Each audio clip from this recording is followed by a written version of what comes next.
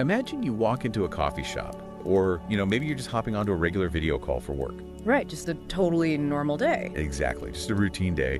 And you look at a complete stranger across the room, or I guess on your screen, you lock eyes.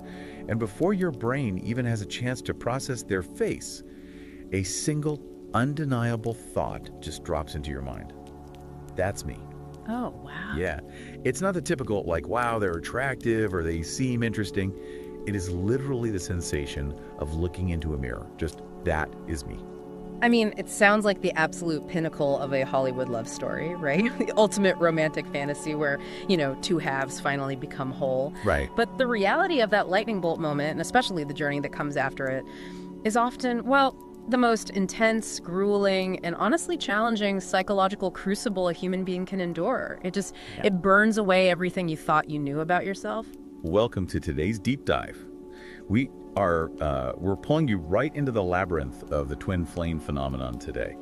And to figure out what is actually going on here, we've pulled together a really fascinating stack of sources that look at this from completely different angles. Yes, we have a really great mix today. Yeah, we have a profound spiritual breakdown from a real-world roadmap of the 7 stages of union from twin flame signs, and then, to keep our feet firmly planted on the ground, a clinical look at nervous system hyperawareness from psychology. And our mission today is to decode this collision of the spiritual and the physical.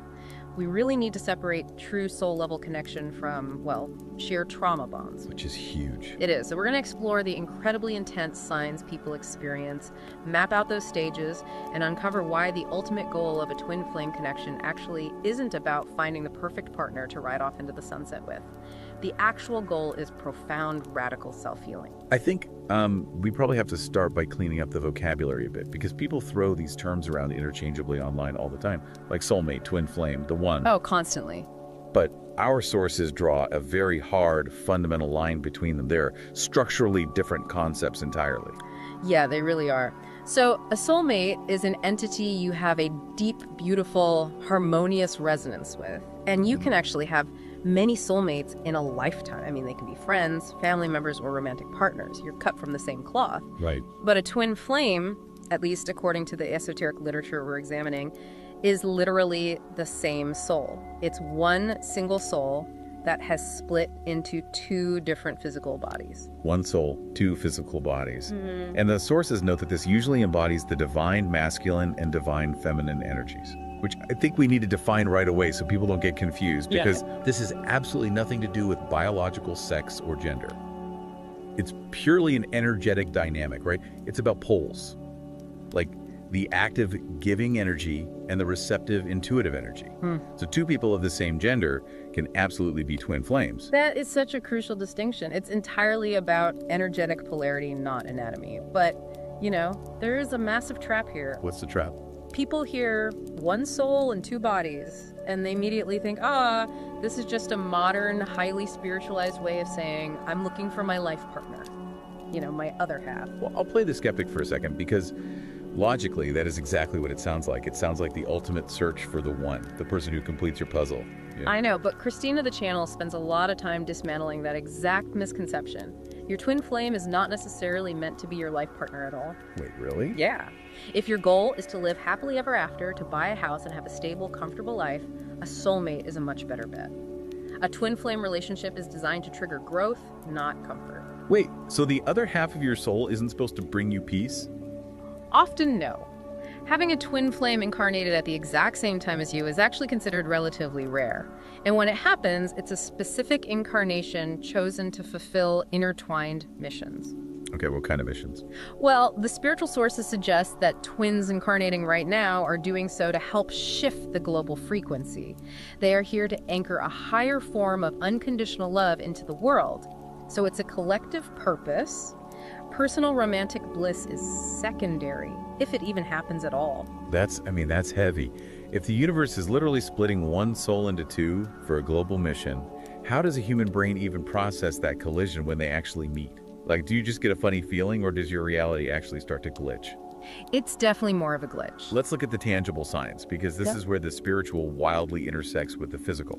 What are people actually experiencing? Spiritually, people report just an onslaught of synchronicities that defy mathematical probability. We're talking about constantly seeing sequence numbers like 11.11 everywhere they look. Like on clocks, receipts, license plates. Exactly. And they describe sudden telepathic connections where they know exactly what the other person's thinking. Or they experience what's called a Kundalini awakening, the literal moment they lock eyes. Okay, let's pause on Kundalini, because that gets thrown around a lot online. Yeah. From what I understand in the sources, this isn't just a metaphor for getting butterflies in your stomach. No, not at all. It's described as this dormant, serpentine energy at the base of your spine that suddenly just shoots up through your nervous system. People physically feel it. It rewires how their body processes energy. Yeah, it is a profound physiological and spiritual shock, and it often pairs with shared dream spaces. Wait, like dreaming about each other? No, stronger than that. You aren't just dreaming about them, you are interacting with them in a shared subconscious environment. Yeah. You both remember the same dream. That is wild. And the physical anomalies are equally crazy. Like, people discover they share exact birth dates with each other's close relatives. There are mentions of having mutual visions of a cosmic egg.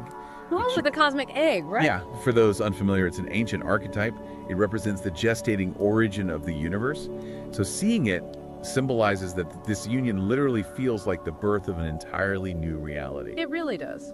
But the sign that really caught my attention was the emotional mirroring. It's the experience of feeling the other person's emotions in your own body, even when you're hundreds of miles apart. Yeah, and it's not just subtle empathy. You might be having a perfectly fine day making lunch, and suddenly you were hit with a massive wave of intense grief or panic that you logically know does not belong to you. Because you were just fine a minute ago. Exactly. You are acting as a localized receptor for their emotional broadcast. It completely defies logic. But the kicker here is that the sources point out that, on paper, twin flames rarely make sense. There are usually massive worldly obstacles preventing an easy relationship. Oh, absolutely. You'll frequently see a noticeable age gap, fundamentally opposed religious beliefs, or huge disparities in societal positioning. They're almost never your usual type. Interesting. Why is that? It's by design. The connection is specifically meant to shatter your preconceived, conditioned notions of what love is supposed to look like. It basically forces you to love the soul, not the packaging. Which brings us to the actual journey. Because meeting them, experiencing that shockwave, is only the prologue. Because the connection is so intense, it predictably follows a very specific roadmap. It really does follow a pattern. The source twin flame signs breaks this down into 7 stages, and I want to walk through all of them because the contrast between the beginning and the middle is jarring. Right. Like really jarring. Yeah, so stage 1 is soul recognition. That's the coffee shop moment we talked about earlier, that immediate I know you feeling. Right. Then stage 2 is called a glimpse of heaven. This is a temporary window where their unified energy elevates them both. They feel invincible, deeply understood, and spiritually awakened. And it sounds like paradise, but it's temporary. Yeah. Because the human nervous system and the ego cannot sustain that level of unfiltered light for long. Exactly. Which hurls them directly into stage 3, crisis. And this leads right into stage 4, the runner. Okay, I'm looking at stage 4, this runner phase, and I have to be honest. The logical part of my brain screams that this just sounds like someone getting ghosted. And the person left behind is just making up a cosmic excuse to justify it. Like, why would anyone run from the other half of their own soul? Because the human ego is absolutely terrified of annihilation. Think about how we live, right? We spend decades building up this identity, this little self, to protect us from the world. We build walls. Sure. Suddenly, you are standing in front of someone who is literally you.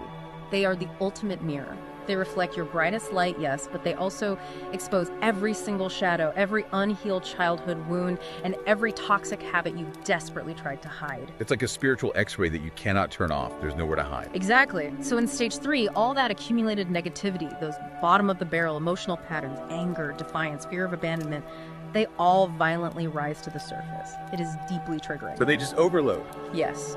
One or both twins become emotionally flooded by this unbearable soul-level pain. So, to survive what feels like ego death, they run. They physically withdraw. They block communication. They just try to return to their safe, numb reality. So what happens to the one left behind?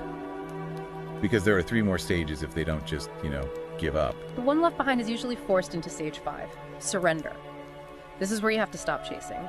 You realize that you cannot control the other person. You release your grip on the outcome and give the connection over to a higher power. That sounds incredibly difficult. It's the hardest stage Because human instinct is to grip tighter when we are losing something. Well, surrendering leads to stage 6, which the sources call illumination. With the ego finally out of the way, the soul takes the driver's seat. Both individuals experience a massive internal awakening. They heal their core wounds independently. Yes, and only after that independent healing do they reach stage 7, harmonizing. Both twins assimilate their newly evolved, healed energies into a third energy of unconditional love. And that's when they fulfill the mission. Right. That is when they actually fulfill their global mission. They are no longer two traumatized egos clashing. They are two whole beings operating in unity. But getting there is a massive if. A lot of twins never make it to stage 7 because getting stuck in that stage 4 runner phase is just so easy. And this brings me to the giant glaring elephant in the room. Psychology of... Yeah, this running and chasing dynamic. The obsession, the constant anxiety. It sounds identical to a toxic, codependent relationship. It does. It really does. And this is where we have to pivot and look at this through a clinical psychological lens. We can't just chalk everything up to cosmic destiny without looking at human neurobiology. Right. And this is where the Q Psychology source gave me a massive aha moment.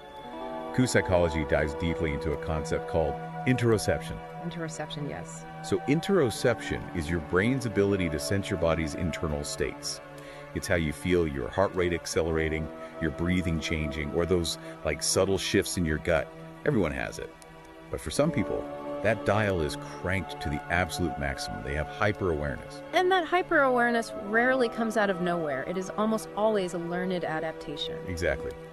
Psychology points out that if you grew up in an unpredictable environment, say maybe a parent had explosive anger or struggled with addiction, your nervous system learned to constantly scan the room to keep you alive. Yeah. You became a human radar. You learned to feel the emotional temperature of a space before a word was even spoken. Yes. Let me offer a metaphor for how this feels. Imagine walking into a room where someone left a gas stove on. Everyone else in the room just smells the coffee brewing, but your brain is wired to detect the lethal leak. Oh, that's a great way to put it. You are constantly absorbing the micro expressions and energetic shifts of everyone around you. You act as the emotional container for the entire room. You think you're just highly empathetic, but really your vagus nerve is trapped in a state of hypervigilance. So here's my big question.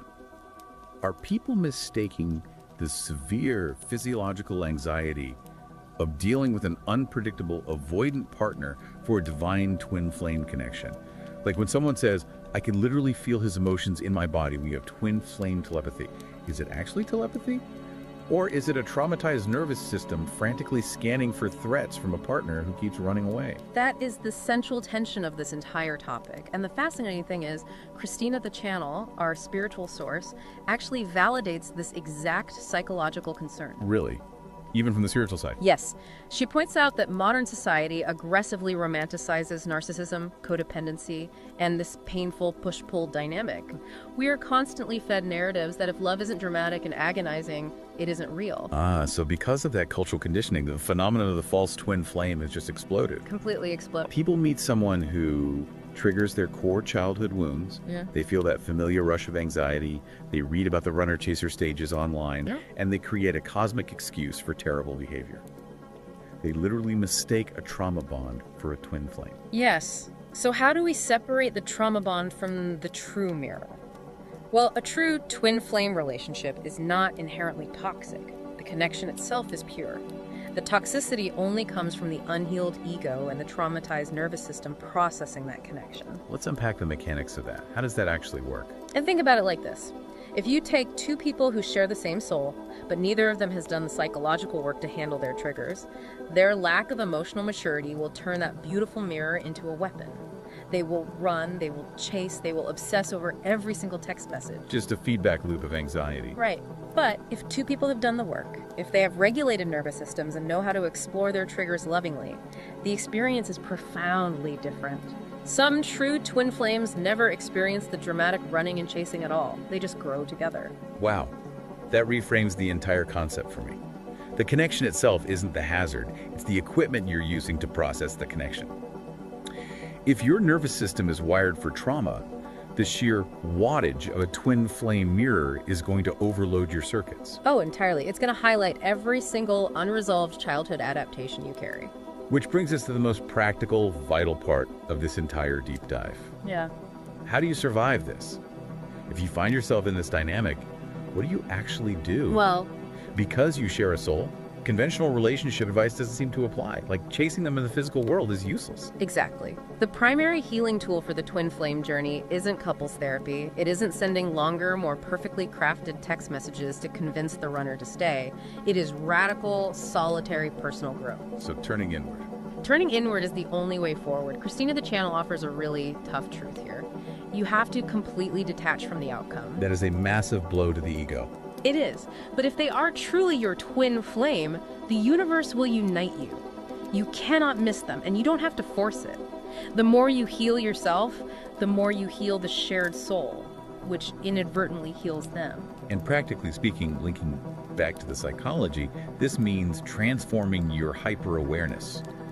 Psychology talks about developing selective perception. Right, which means what exactly in this context? You have to train your brain to notice those intense physical sensations, that sudden drop in your stomach, that spike in your heart rate, without absorbing them or creating a catastrophic story around them. Yes, you have to learn that not every feeling requires an action. Not every silence from them is a cryptic message you have to decode. You have to actively teach your vagus nerve that the danger has passed. So you reclaim your physical presence. Exactly, so that you're not constantly stepping outside of your own body to monitor someone else's emotional state. It points to an incredibly beautiful but almost painful paradox. To unite with the person you are most intensely drawn to in the universe, the person who shares your soul, you have to completely let go of them. You have to stop looking outward at their behavior and focus entirely on building a safe home within your own body. That is the ultimate crucible of the journey. It requires a level of emotional maturity, nervous system regulation, and spiritual surrender that, honestly, most people spend entire lifetimes trying to achieve. It is not for the faint of heart. Not at all. Well, let's do a quick recap for everyone listening. We've journeyed from that undeniable lightning bolt moment of soul recognition straight into the grueling 7 stages of union, mapping out exactly how the ego's terror forces that painful runner-chaser dynamic. We really covered a lot. We did. We've taken those spiritual concepts and grounded them in the biological reality of our own triggered nervous systems, looking at interoception and childhood adaptations. We've seen how dangerously easy it is to confuse a trauma bond with a divine mirror, and why healing yourself independently is the only actual path forward. It is a massive amount to process, whether you view this purely through the lens of esoteric spirituality or the clinical lens of psychology. But no matter which framework you use, the final destination is identical. It all points back to the self. As we wrap up this deep dive, we want to leave you with a final thought to mull over. We started today by asking you to imagine looking at a complete stranger and thinking, "That's me." But consider the deeper implication of that mirror. Yeah. What if the overwhelming, consuming desire to find your twin flame isn't actually about finding the perfect partner at all? What if that deep yearning for your other half is simply your own soul, desperately calling you back to yourself so you can finally be whole?